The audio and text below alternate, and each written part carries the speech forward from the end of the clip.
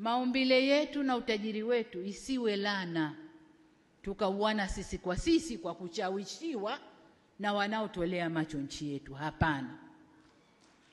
Mjenga nchi ni mwananchi. Huu ni wakati wa Watanzania kushikana, ndugu zangu, na kujua kwamba yaliyoumbwa na Mungu hapa kwetu ni yetu, ni yetu. Na haya Mungu alitupa makusudi kuinyanyua nchi yetu, kuinyanyua nchi yetu.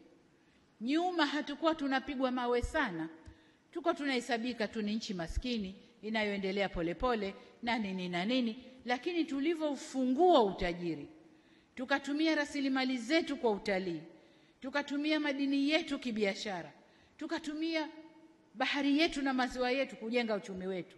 Hili sasa ndilo linaloumiza watu huko ulimwenguni. Kwa hiyo huu si wakati wa kukaa tukanyosheana kidole sisi kwa sisi Tanzania. Ni wakati wa Tanzania kushikana, tukasema Tanzania ni yetu, Mungu aliiumba hapa kwetu na lazima itufaidishe sisi wa Tanzania.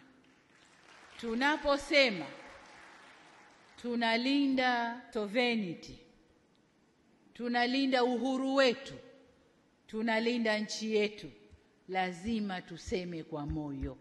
Sisi wazee ambao tunakwenda zetu na vijana mlioinuka hapa wa under 50, sisi tunaondoka, tunawaachia nyinyi.